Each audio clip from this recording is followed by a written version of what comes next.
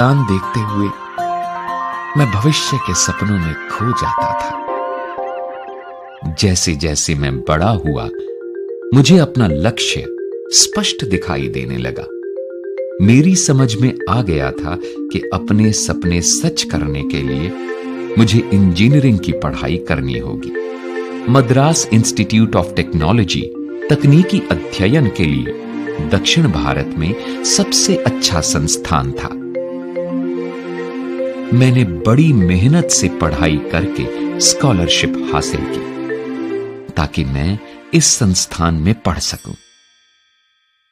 उस दिन मुझे अपना लक्ष्य और भी साफ दिखाई देने लगा जब मैंने MIT में कदम रखा। MIT के परिसर में 2 बड़े विमान प्रदर्शन के लिए रखे गए थे। मुझे अच्छी तरह याद है कि बाकी छात्रों के छात्रावास में चले जाने के काफी देर बाद तक भी मैं विमानों के पास बैठा रहता था। इनके निर्माण और डिजाइन ने मेरा मन मोह लिया था और मेरे मन में भी किसी दिन ऐसा ही विमान बनाने का सपना जागने लगा था। इंजीनियरिंग की पढ़ाई के दौरान आखिरी प्रोजेक्ट के लिए मुझे कक्षा के 4 और साथियों के साथ मिलकर एक फाइटर जेट विमान डिजाइन करने को कहा गया। हमने काम आपस में बांट लिया। एक दिन मेरे काम की प्रगति की जानकारी लेने के बाद हमारे अध्यापक ने मुझसे कहा, अब्दुल, मैं तुम्हारी कार्य योजना से सचमुच निराश हुआ हूं। मैंने तुमसे कहीं बेहतर काम की अपेक्षा की थी। मैंने उन्हें कई कारण बताए, लेकिन उन्होंने मेरी एक न सुनी। आखिर मैंने विनती की, सर, मुझे 1 महीने का समय दीजिए। मुझे विश्वास है कि मैं बेहतर डिजाइन बना लूंगा। उन्होंने मुझ पर नजर डाली और बोले, देखो नौजवान, मैं तुम्हें 3 दिन दे रहा हूं। अगर सोमवार की सुबह तुमने मुझे इससे बेहतर डिजाइन न दिखाया तो शायद तुम्हें अपनी स्कॉलरशिप से हाथ धोना पड़ेगा। मैं स्तब्ध रह गया। मेरा भविष्य, मेरे सपने स्कॉलरशिप पर टिके थे। उसके बिना मैं कुछ नहीं कर पाता। मेरे पास डट कर काम करने के अलावा कोई चारा नहीं था। उस रात मैंने पलक तक नहीं झपकाई। अगली सुबह बस घंटे भर आराम किया, जरा सा कुछ मुंह में डाला और फिर काम में जुट गया।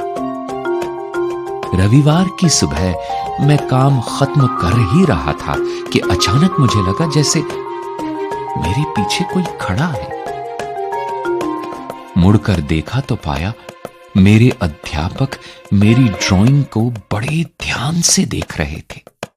मेरे काम को अच्छी तरह जांचने के बाद उन्होंने मेरी पीठ थपथपाई और बोले, मैं जानता था कि काम पूरा करने के लिए बहुत कम समय देकर मैंने तुम पर दबाव डाला, लेकिन मैंने कभी उम्मीद नहीं की थी कि तुम इतना बढ़िया काम कर दिखाओगे। अध्यापक जी की बात सुनकर मुझे इतनी राहत और खुशी मिली कि मैं भूल ही गया था कि पिछले 3 दिनों में मैं खाना सोना सब भुलाकर काम में जुटा रहा था। न सिर्फ मेरी स्कॉलरशिप जारी रही, बल्कि मद्रास इंस्टीट्यूट ऑफ टेक्नोलॉजी की परीक्षा भी मैंने बहुत अच्छे अंकों से पास की। मैं विमान का डिजाइन बनाने का अपना लक्ष्य पाने में सफल रहा था और अब विमान उड़ाने के अपने सपने के भी बहुत करीब आ गया था।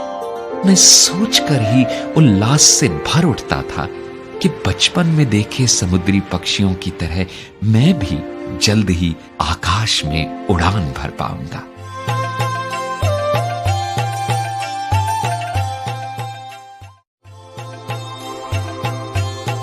असफलता से सफलता की ओर आखिरकार प्रक्षेपण की घड़ी आ ही पहुंची। इस क्षण के लिए हम लोगों ने 7 बरस अथक परिश्रम किया था।